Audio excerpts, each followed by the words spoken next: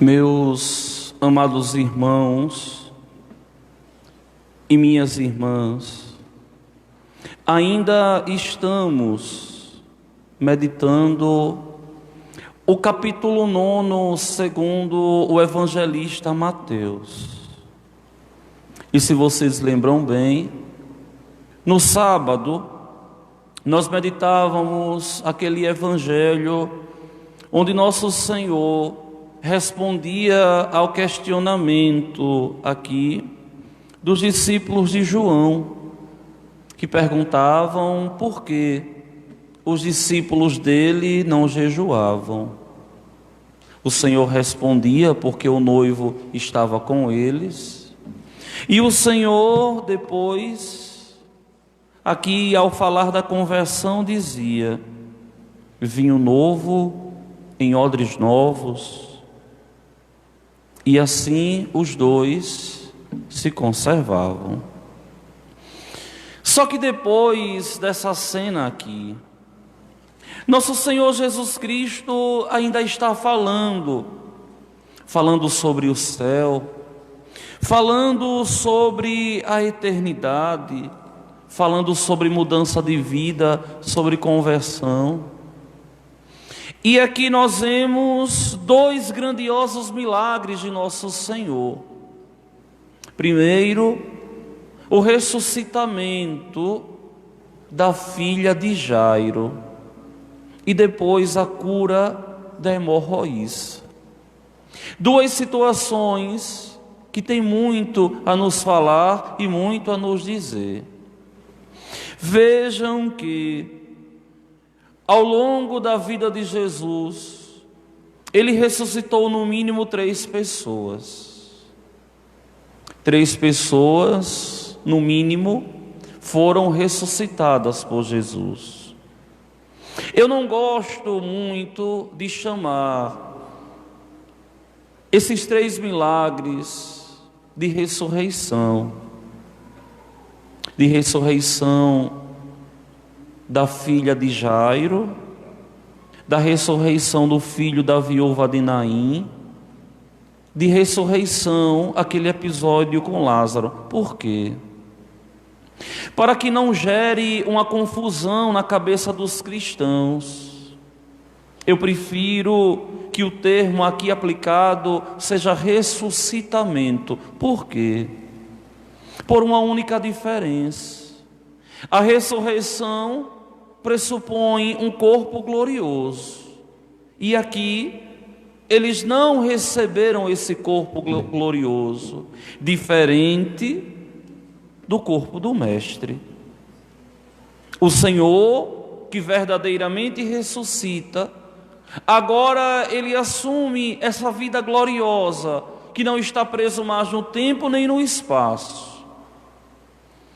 A filha de Jairo, o filho da viúva de Naim, Lázaro, irmão de Marta e de Maria, os 3 voltam à vida de onde tinham parado, mas lá na frente vão morrer de novo. Por isso o ressuscitamento, ou seja, voltaram à vida de onde tinham parado e depois morreram de novo.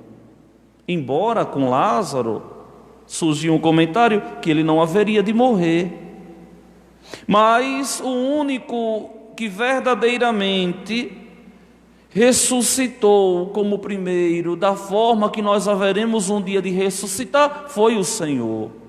Ele não morreu de novo, mas já entrou totalmente na glória.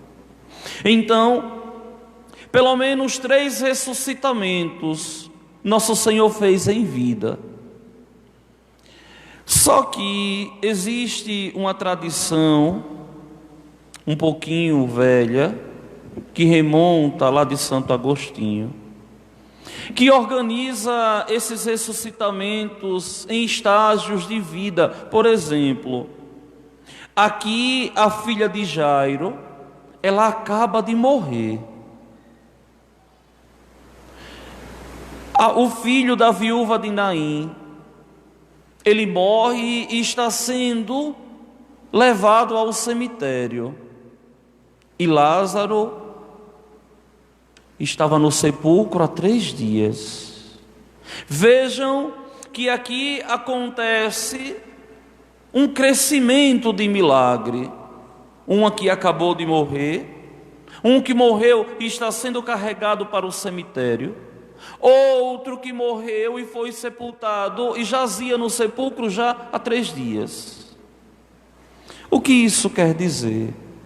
Existe uma explicação muito antiga que nos provém de Santo Agostinho, que fala do estágio do pecado na vida do homem. O pecado mais leve, que mata, o pecado médio, que afasta de Deus, e o pecado mortal, aquele que verdadeiramente rompe a comunhão, que verdadeiramente destrói. O primeiro mata a graça, o segundo afasta muito de Deus, e o terceiro rompe a amizade com Deus, destrói a vida eterna. Eu gosto de fazer uma leitura muito particular desses ressuscitamentos, da ação de Deus na vida do homem, da ação de Deus de acordo com a fé do homem. Vejam que aqui, aquele homem inclina-se profundamente diante de Deus. Não existe uma atitude soberba, não existe de modo algum aqui uma atitude que venha não fazer com que Deus haja. Ele se inclinou profundamente, ou seja, ele foi ao humus, ele foi humilde, ele se rebaixou. E inclinado aos pés do Senhor, ele diz: minha filha acaba de morrer. Imaginem o desespero desse pai, imaginem a dor desse pai de ver que aqui a única solução é Jesus, e que só existe solução nele. Põe tua mão sobre ela e ela viverá. Imponha, Senhor, a tua mão tem poder, a tua mão é poderosa. Senhor, eu creio. Minha gente, isso aqui é de uma profundidade estupenda. Deus tem poder. Isso aqui é de uma profundidade grandiosíssima. Deus é poderoso. Mas é preciso pedir com fé. É preciso de verdade que o homem aprenda a ter essa atitude de humildade diante de Deus, de se humilhar, de dizer: Senhor, eu preciso de Ti, venha ao meu encontro, eu creio. E o texto nos fala que Jesus levantou-se e o seguiu, junto com os seus discípulos. Aquele homem ali vai guiando o Senhor. Senhor, eu quero que a tua ação seja aqui, vem atrás de mim. É inédito isso aqui nas Sagradas Escrituras, o Senhor que vai atrás dele. Não é ele que vai atrás do Senhor, é o Senhor que é atraído pela fé desse homem, é o Senhor que é atraído por aquele coração ali honesto, que vai interceder, que vai pedir, que o Senhor percebe que não tem mais nenhuma esperança, que a única esperança ali é de verdade a palavra dele. E o Senhor vai, junto com os seus discípulos. Só que é interessante que, se a gente olha aqui, no meio do caminho, nessa pressa, nessa agitação toda, acontece outra cena. Uma mulher que sofria de hemorragia há 12 anos, veio por trás dele e tocou a barra do seu manto. Só que aqui não se sabe como, Mateus ficou sabendo o que a mulher pensava. Ele, um dos apóstolos, não é porque ele era apóstolo, ele aqui um dos discípulos corre com o Senhor, então é testemunha ocular do milagre.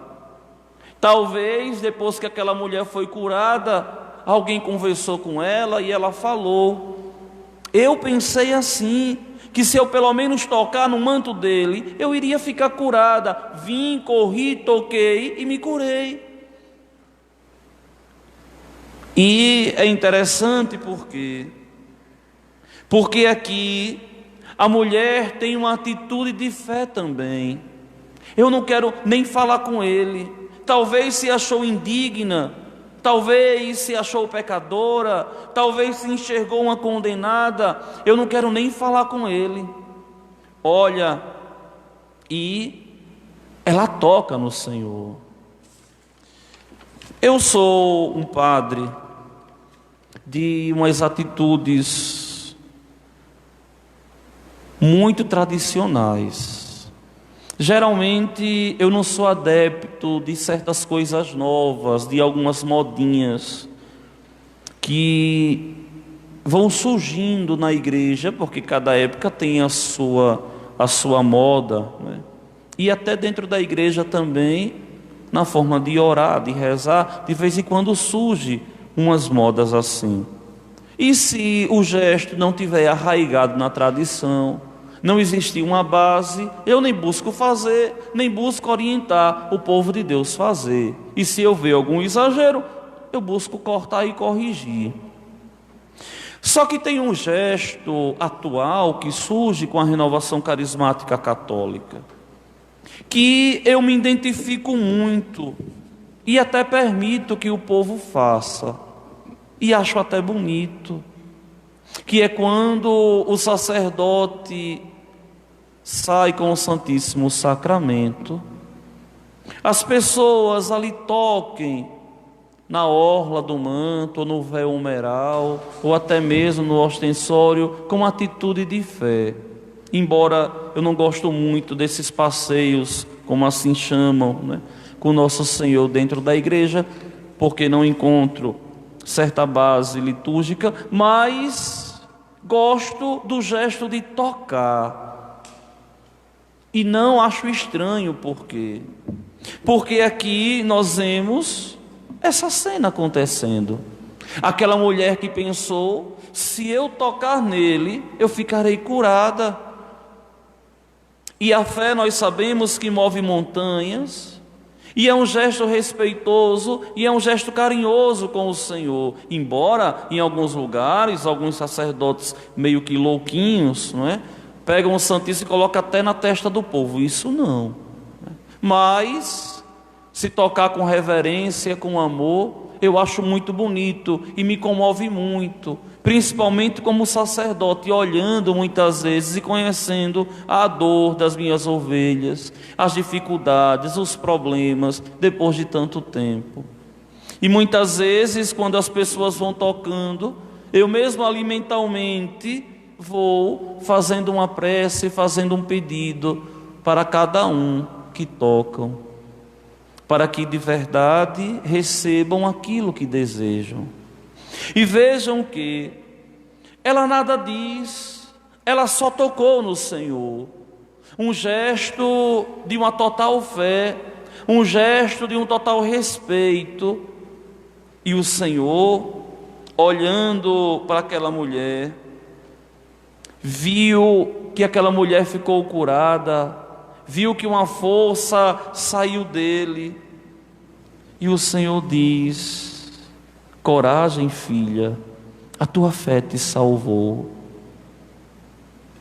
Olha que coisa santa. Coragem, vai encarar a vida. Deus agiu na tua vida. Coragem, retome a sua caminhada, seja fiel a Deus. A tua fé te salvou, a tua atitude de respeito comigo, a tua atitude de me procurar sinceramente te salvou. E a mulher ficou curada. A cena continua. Eles vão andando, chegando à casa do chefe. Jesus viu os tocadores de flauta e a multidão alvoroçada. Talvez uma festa, o povo judeu é muito festeiro, talvez uma festa ali. E o Senhor diz assim: retirai-vos, saiam daqui, porque a menina não morreu, mas está dormindo. Se vocês pegam os outros relatos, vocês vão ver que lá fala o nome de Jairo. Vocês vão ver que os outros evangelistas nesse momento diz que o Senhor chamou os 3 discípulos, Pedro, Tiago e João, para testemunharem essa cena. Aqui Mateus é mais simples, a narrativa não coloca. E nosso Senhor pede para todo mundo sair, e diferente da atitude daquela mulher, diferente da atitude de Jairo, aquele povo começou a caçoar dele, começou a desdenhar, a tirar ondinha com o Senhor, começou a não acreditar. Então por que deveria o Senhor fazer um milagre na frente de incrédulos? Não, milagre ficou para quem tem fé. Milagre ficou para quem crê, milagre ficou para quem deposita verdadeiramente a confiança em Deus. Milagre não ficou para espetáculo, milagre não ficou para show. Vejam que diferente de muitos pastores protestantes que andam o tempo todo fazendo espetáculos, nosso Senhor aqui não cura na frente de ninguém. É uma total honestidade, uma total atitude de respeito e de amor com a fé daquele homem, e sem querer converter aqueles que não têm fé, e sem querer conquistar aqueles que não acreditavam nele. Seria muito mais primoroso para nós se ele tivesse curado aqui, se ele tivesse ressuscitado na frente daquela multidão toda. Todo aquele povo iria acreditar, mas o Senhor não violenta, o Senhor é elegante. E o Senhor tira todo mundo, o Senhor afasta todos. Jesus entra, toma a menina pela mão e diz: Talita cumi, ou Talita cum, menina, levanta-te. Mateus aqui não diz, menina, levanta-te. E ela se levantou. E a menina ali se levantou e retomou a vida. E por que isso? Porque o nosso Deus é um Deus de vida. Porque o nosso Deus é um Deus que age. Porque o nosso Deus é um Deus que ama aqueles que o procuram de coração sincero. Vejam que essa notícia espalhou-se por toda a região. E muitos ali começaram a crer, muitos ali começaram a aceitar o Senhor, por terem visto a menina morta e por depois terem visto a menina viva, mas não presenciaram o milagre, porque o Senhor, volta a repetir, não age na frente de incrédulos, na vida de incrédulos. O Senhor age na vida de quem tem fé. Ah, padre, mas eu já fiz tanto pedido a Deus, por que Deus não me ouve? Não é porque Deus é surdo, mas porque sua fé é pouca. Não é porque Deus é cruel, não, mas é porque você não sabe pedir, é porque você não é generoso, é porque você não é fiel ao Senhor. Meus queridos irmãos e minhas irmãs, queria eu terminar essa homilia de hoje falando um pouquinho da memória que hoje a igreja celebra de Maria Gorete, que é uma memória que eu nunca celebrei aqui na paróquia, que todos os anos eu estou de férias nesse período, nesses 15 dias. Mas essa santa é impressionante, porque uma menina de 11, 12 anos, uma menina que estava acometida, depois da morte se descobre, de malária, mas uma menina de uma atitude de profunda fé. Para vocês terem uma noção, o Alessandro, que foi o assassino dela, ele vai dizer que 3 vezes, se não me falha a memória, ele tentou violentá-la, e ela nunca aceitou pecar contra a pureza. Ele com 19 anos. E da última vez ele decidiu: se eu não conseguir nada, eu vou matá-la. Não consegue e fere ela mortalmente. Ele é preso, ela vai para o hospital. Lá no hospital ela passa por cirurgia, não resiste. No leito de morte ela diz uma frase muito interessante: espero encontrá-lo no paraíso. Vou perdoá-lo de todo o coração. E assim ela perdoa. Ela morre, ele é preso, passa 20 e tantos anos na cadeia, quase 30 anos. E lá dentro ele recebe algumas visões de Maria Gorete. Naquelas visões ali ele começa a se converter. Vê aquela menina como uma menina santa. Depois que ele sai da prisão, ele pede refúgio e se converte e vai morar num convento capuchinho. Não sei dizer agora se ele professa os votos, se a congregação aceitou, mas sabemos que ele trabalhou ali, viveu ali com trabalhos braçais, viveu ali trabalhando, cuidando da jardinagem, da portaria, de tudo, do convento dos monges, dos frades. E esse homem se converte, e quando o Santo Padre, o Papa Pio XII, beatifica Maria Gorete em 47, ele está presente. Quando é canonizado em 1950, também ele está presente com a mãe de Maria Gorete. Ele morre agora, se não me engano, na década de 70 ou 80, eu acho que 70. Sei que ele morre com 80 anos. E o testemunho desse homem é impressionante. Tirou a vida de uma santa, se converteu. Ela foi santa porque ele tirou a vida, e a igreja considera ela uma santa mártir. Muitas vezes nós somos tentados a pensar que as crianças não sabem fazer uma opção por Deus. É tolice da nossa parte. As crianças muitas vezes levam a vida muito mais a sério que os adultos. É por isso que eu sempre busquei tratar as crianças com muita decência, com muita dignidade na igreja.